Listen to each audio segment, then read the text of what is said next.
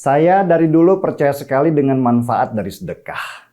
Sedekah itu adalah konsep berbagi dari si mampu kepada mereka yang kurang mampu. Dengan konsep sedekah, maka diharapkan terjadi keseimbangan ekonomi antara si mampu dan si kurang mampu, sehingga gap atau jurang perbedaan ekonomi tidak terlalu besar. Ini konsep yang luar biasa yang diajarkan oleh semua agama. Tetapi semakin modern dunia, konsep sedekah ternyata berubah menjadi materialistik, bukan lagi rohani. Padahal yang saya percaya dari konsep sedekah adalah kalau itu perbuatan yang menenangkan hati. Ya, hati pasti tenang ketika kita melihat saudara-saudara di sekitar kita bisa ikut merasakan kebahagiaan kita. Dan ketenangan hati itu membawa kebahagiaan. Kebahagiaan itu memancarkan aura. Dan aura itu mempesona orang sekitar sehingga menjadikan kita manusia yang bisa dipercaya. Ketika kita bisa dipercaya, sudah jelas rezeki akan mengalir. Karena rezeki itu tidak datang dari langit, tetapi datang dari kepercayaan orang-orang di sekitar kita yang menjadi perantara. Itulah yang saya pahami dari konsep sedekah tanpa harus berhitung berapa yang harus kembali dari apa yang biasa kita beri. Itu hukum alam, dan hukum alam berarti hukum Tuhan. Sedekah akan meluaskan hati dan mengembangkan pikiran sehingga sesuatu yang dulu tampak gelap mendadak terang benderang. Sayangnya, konsep sedekah sekarang malah dimanfaatkan untuk berdagang. Berharap materi yang kita berikan kembali lagi dalam bentuk materi yang berlimpah. Sedekah menjadi rendah maknanya, menjadi sampah. Karena nilainya sudah menjadi nilai tukar, bukan lagi menjadi nilai spiritual. Coba pikirkan, betapa rendahnya kita sebagai manusia yang menilai Tuhan dalam bentuk materi. Berharap materi yang kita bagi kepada manusia lain harus dikembalikan lagi oleh Tuhan juga dalam bentuk materi. Kita kasih orang 1.000 rupiah dan kita berharap nanti dapat 1 miliar rupiah. Ini penghinaan kepada Tuhan sebenarnya. Karena konsep rezeki disempitkan artinya menjadi uang. Padahal rezeki dari Tuhan itu beragam modelnya. Mulai dari kesehatan, kepintaran, sehatnya akal, sampai anak yang berbakti pada orang tua. Itu rezeki-rezeki yang tidak ternilai harganya oleh uang, tetapi membawa kebahagiaan hati yang luar biasa dan ketenangan dalam perjalanan hidup kita. Tipu-tipu atas nama sedekah sekarang jadi akrab di kehidupan kita sehari-hari. Ada ustadz yang saya tidak mau sebut namanya ya. Dari dulu kerjaannya menipu atas nama sedekah. Dia menyempitkan konsep sedekah menjadi berdagang dengan Tuhan. Umatnya sampai harus jatuh miskin karena harus memberi. Dan dia kaya raya dari perputaran uang-uang sedekah itu. Dia naik mobil mewah sedangkan umatnya dipaksa menyedekahkan motor satu-satunya. Dan dia selalu memakai nama Tuhan dalam aksi tipu-tipunya. Dan sulit disentuh karena dia bisa mencuci jejak hitamnya dengan kekayaannya. Sedangkan korban-korbannya tidak mampu mengadu karena saking miskinnya. Ada lagi model sedekah dengan janji rumah di surga. Kata sedekah itu dibungkus dengan nama donasi.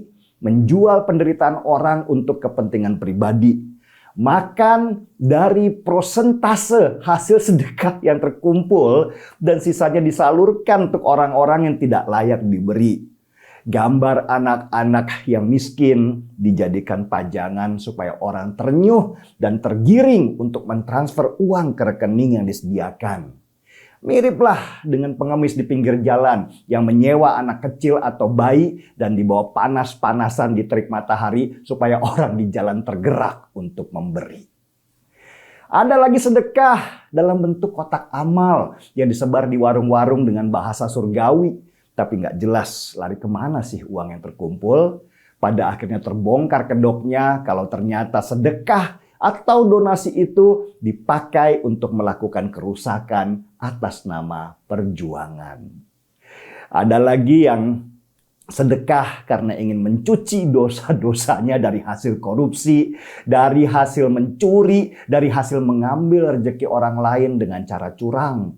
Mereka pikir bisa menukar semua kejahatan yang mereka lakukan dengan memberi sedikit kepada orang miskin. Mereka ingin menipu Tuhan sekaligus menipu dirinya sendiri. Ada lagi yang mendirikan panti supaya dilihat sebagai lembaga yang peduli, tetapi sesungguhnya itu untuk memperkaya diri sendiri. Saya melihat itu bukan lagi konsep sedekah yang saya mengerti, tapi seperti orang yang memakan bangkai saudaranya sendiri.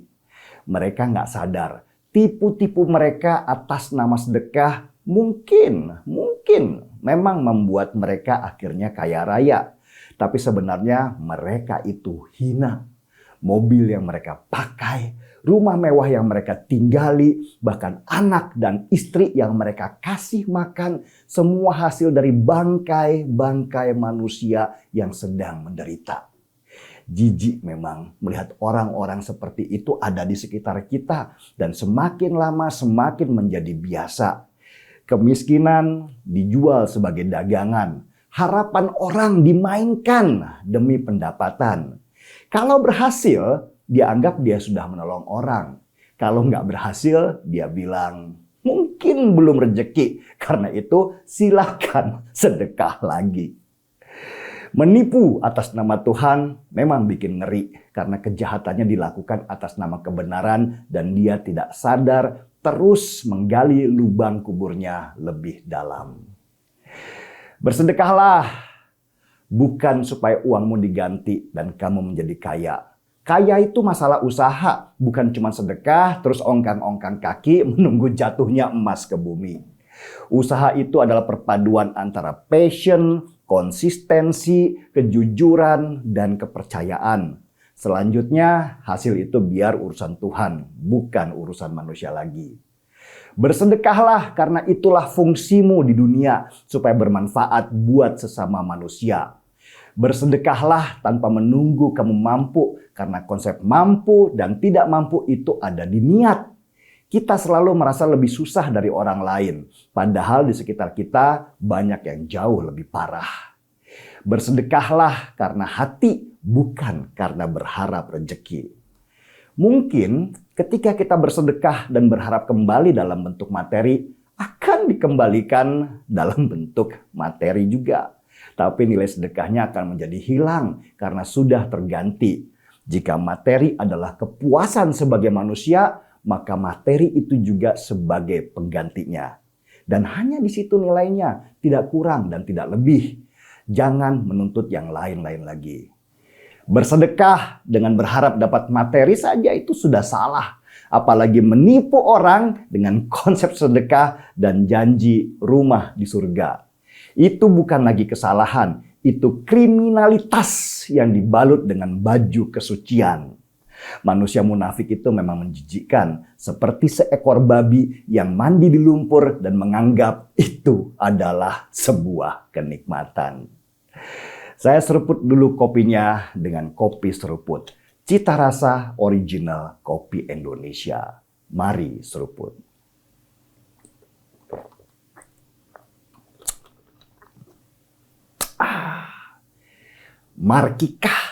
Mari kita bersedekah dengan niat yang ikhlas dan pasrah. Saya Denny Siregar, kita di acara Timeline.